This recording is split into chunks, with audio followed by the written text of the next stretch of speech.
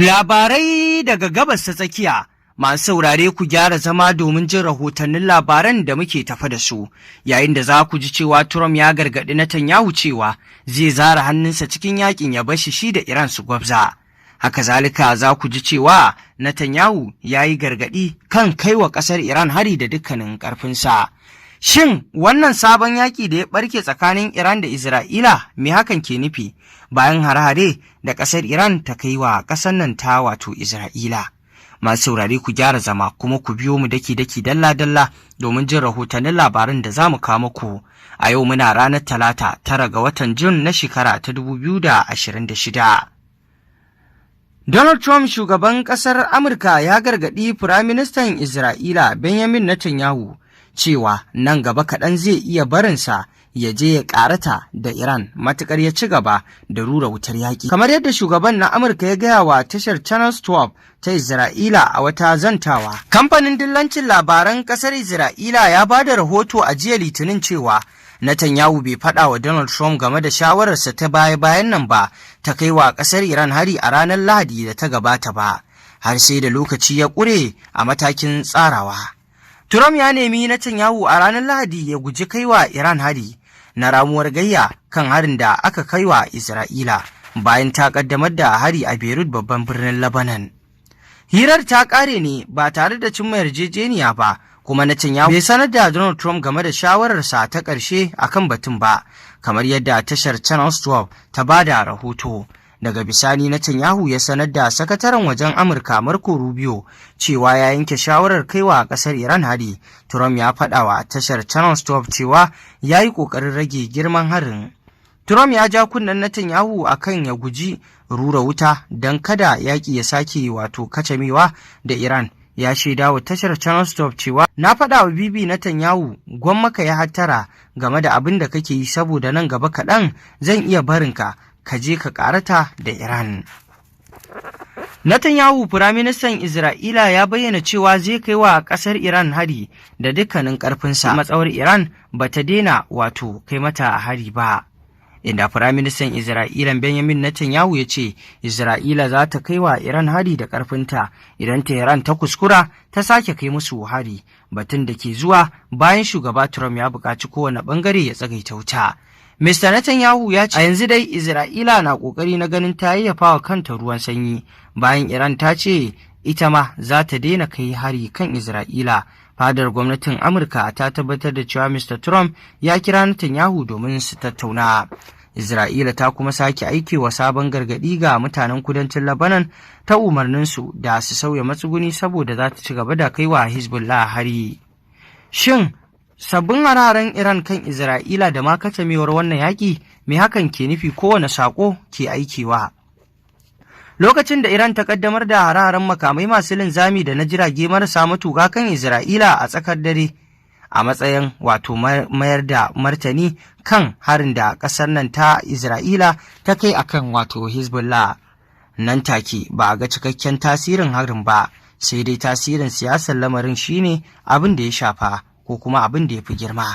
A tsawon shekaru, Iran kan kafa hujjar kai har-hari kan Isra'ila a matsayin martani kan harin da Isra'ila ke kaiwa kanta ko kuma kwamandojinta ko kuma wasu kadarori nata.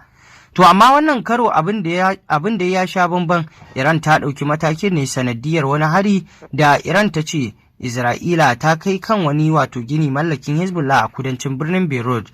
A ranar Litinin rundunar sojin Iran ta ce za ta daina kai hari kan Isra'ila, to amma matakin kai harin tun farko ya haifar da tambayoyi. Me yasa shugabannin Iran suka ga dacewar ɗaukar wannan mataki a wannan lokaci? Za a iya fadawa cikin wato haɗarin sake tsokanar wato Isra'ila da kuma yiwuwar lalata yarjejeniyar tsagaita wuta mai rawa da aka cimma wato da Amurka.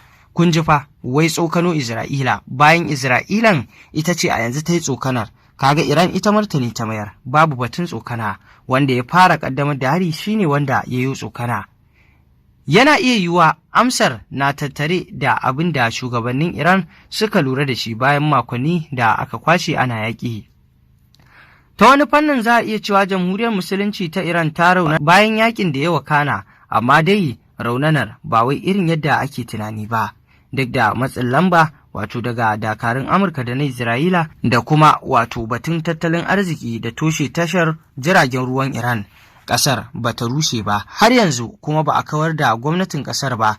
Rundunar tsaronta na nan da ƙarfinta, sannan babu wata zanga-zanga da ta yi wani tasiri, wato duk da shaci faɗi da aka ringa yi akan wannan adawa da gwamnatin. A maimakon ƙasar ta ga kanta a matsayin mai rauni kuma mai ƙoƙarin sake faɗawa cikin rikici, da alama yanzu Iran na kallon kanta a matsayin wadda ta jure ta turjewa mafi maunin wato barazana, kuma a saboda haka yanzu tana iya shata layi.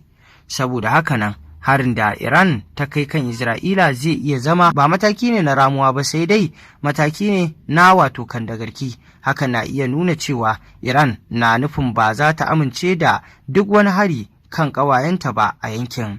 Wannan saƙon zai zamo mai muhimmanci ga Hezbollah da 'yan bindiga a Iraq da sauran ƙungiyoyi masu alaƙa da ƙasar ta Iran.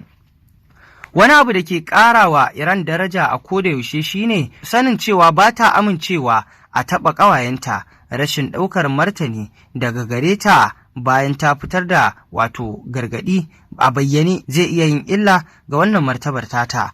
Hakanan ta wani fannin za a iya kallon wannan lamarin a matsayin ba a kan Isra'ila kawai ba, tamkar hari ne kan Amurka da kuma ƙawayen Isra'ila a faɗin yankin, waɗanda suka sanya ido domin ganin ko da gaske Iran za ta aiwatar da barazanar da ta yi. Hakanan lokacin da Iran ta yi amfani da shi wajen kai harin shi ma yana ɗaure kai.